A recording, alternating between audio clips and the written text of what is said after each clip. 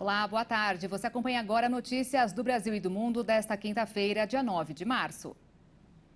Começamos essa edição falando sobre o anúncio da Prefeitura de São Paulo da criação de um aplicativo de transporte público e municipal com motoristas autônomos, com a intenção de concorrer com Uber e 99. O Mobzap SP já está disponível nas lojas virtuais para celulares que usam sistemas Google e Apple, mas ainda não há previsão de quando será possível realizar as viagens. Segundo a gestão municipal, será necessário aguardar que a plataforma tenha um número mínimo de 10 mil a 12 mil motoristas para entrar em funcionamento. Esta é a segunda vez em 5 anos que a Prefeitura paulistana lança um aplicativo próprio para transporte individual. A taxa de administração cobrada para operar a plataforma é de 10,95%. Ou seja, o motorista deve receber 89,05% do valor pago pelo passageiro. Em aplicativos particulares, a taxa de administração varia entre 40% e 60%, de acordo com o tipo de corrida e a empresa.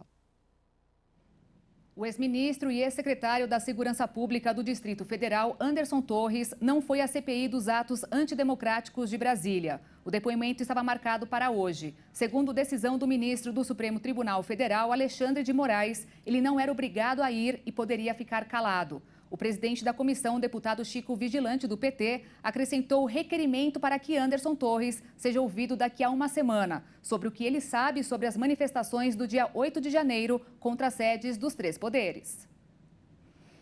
Mesmo no inverno, sob chuva ou neve, as pré-escolas dos países escandinavos priorizam o ensino ao ar livre para que as crianças pequenas desfrutem da natureza e aprendam a amá-la desde cedo.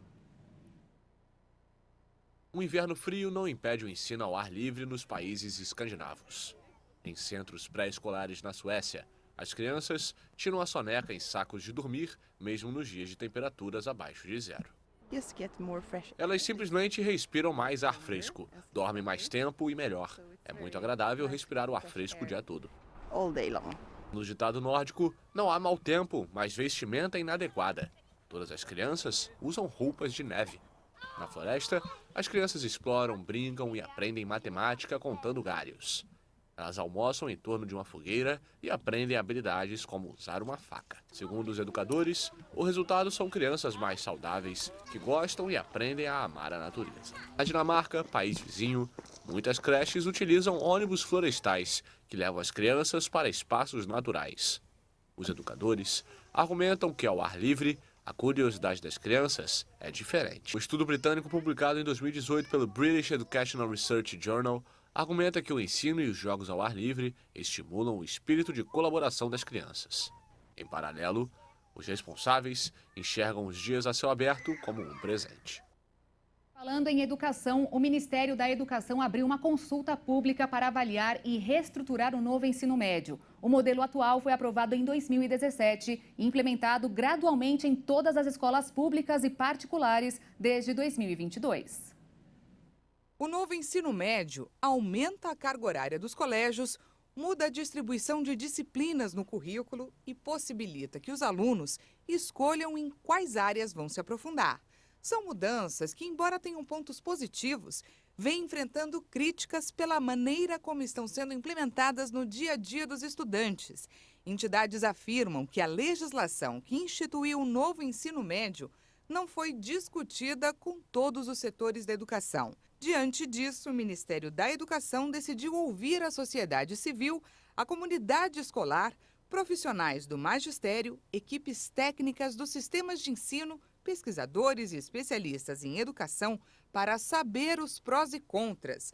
Estão previstas audiências públicas, oficinas de trabalho, seminários e pesquisas nacionais para coletar as impressões de alunos, docentes e gestores escolares e debater a necessidade de reformular o novo ensino médio. Segundo a portaria do MEC, publicada no Diário Oficial da União, a consulta vai durar 90 dias, podendo ser prorrogada. E, ao final, vai ser elaborado um relatório que será encaminhado para o governo. No primeiro mês do governo Lula, a economia brasileira gerou 83.200 postos de trabalho com carteira assinada. queda de 50,2% em relação a janeiro do ano passado, quando foram registrados 167.200 contratos, de acordo com dados do Ministério do Trabalho divulgados hoje. Já a média do salário dos novos empregados em janeiro deste ano foi de R$ 2.012,78, uma redução de R$ 8,71 em relação ao mês de janeiro do ano passado, já com desconto da inflação. A Câmara dos Deputados aprovou hoje a proposta que garante uma pensão às crianças e adolescentes cujas mães foram vítimas de feminicídio. O texto ainda será analisado pelo Senado. O valor da pensão estabelecido no projeto é de um salário mínimo e deve ser pago até o menor completar 18 anos. Para ter acesso ao benefício, a renda mensal per capita dos filhos ou dependentes menores de idade, órfãos em razão do crime de feminicídio, deve ser igual ou menor que 25% de um salário mínimo. O texto estabelece ainda que a pensão não poderá ser acumulada com benefícios previdenciários recebidos do Regime Geral de Previdência Social ou dos regimes próprios de previdência social, nem com pensões ou benefícios do Sistema de Proteção Social dos Militares.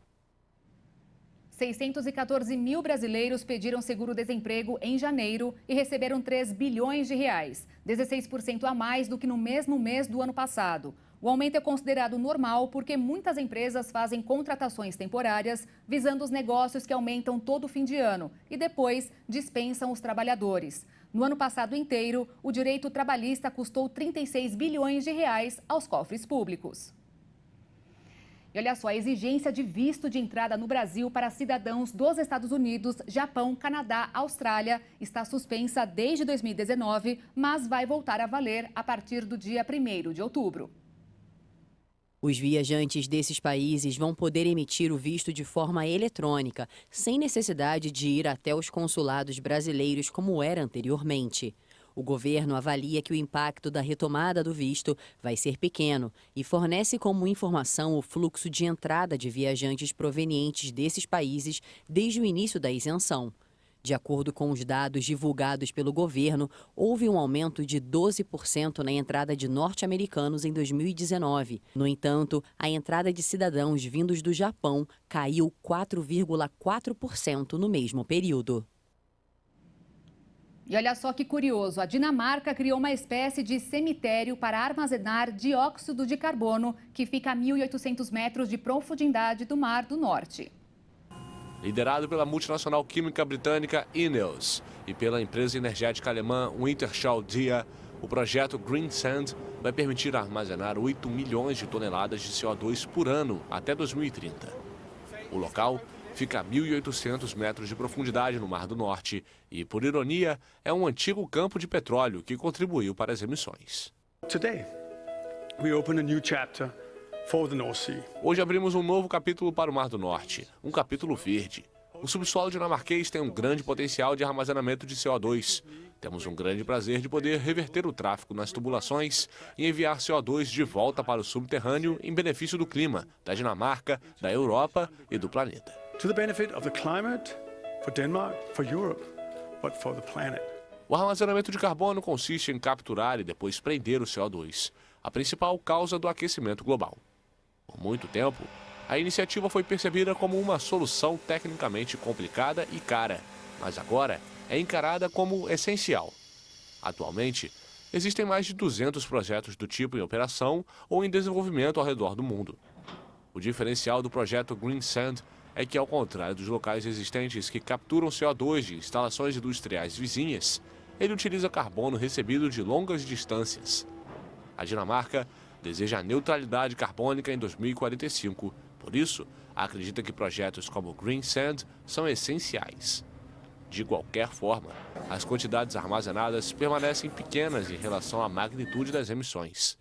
Além disso, especialistas australianos estimam que o processo intensivo de captura e armazenamento de CO2 emite o equivalente a 21% do gás capturado. Para terminar essa edição, um trabalho que está sendo feito no Senegal tem conseguido aumentar a população de leões que estão ameaçados de extinção. Um vídeo foi motivo de alegria para os grupos de defesa de animais de todo o mundo. A Organização de Preservação de Felinos Selvagens, Pantera, divulgou imagens inéditas de uma leoa e 3 filhotes no Parque Nacional Niokolo-Koba, no Senegal. São leões da África Ocidental que estão sob forte risco de extinção. A espécie é caracterizada por machos com uma juba estreita e sem muito pelo e é geneticamente distinta das subespécies africana ou asiática. A ONG Pantera acredita que haja apenas entre 120 e 375 desses animais na natureza. Reverenciados a ponto de serem citados no hino nacional do Senegal, os leões da África Ocidental foram dizimados pela caça furtiva e pela perda gradual de seu habitat. Acredita-se que Florence, ou Flo, a mãe dos filhotes, tenha dado à luz a 3 ninhadas desde que recebeu um colar de monitoração em 2011. A Pantera trabalha com o Departamento de Parques Nacionais do Senegal em esforços de conservação do leão da África Ocidental. Os esforços conseguiram dobrar a população desses grandes felinos no Parque Nacional Niokolo-Koba para 30 exemplares. Eu fico por aqui, mais notícias com a Maria Alice Dias e a Juliana Dariva no Jornal das 18h30. E mais à noite eu volto ao vivo no Jornal das 22h, ao lado de Alexandre Jaqueto. Obrigada pela sua companhia e um ótimo início de noite para você. Tchau.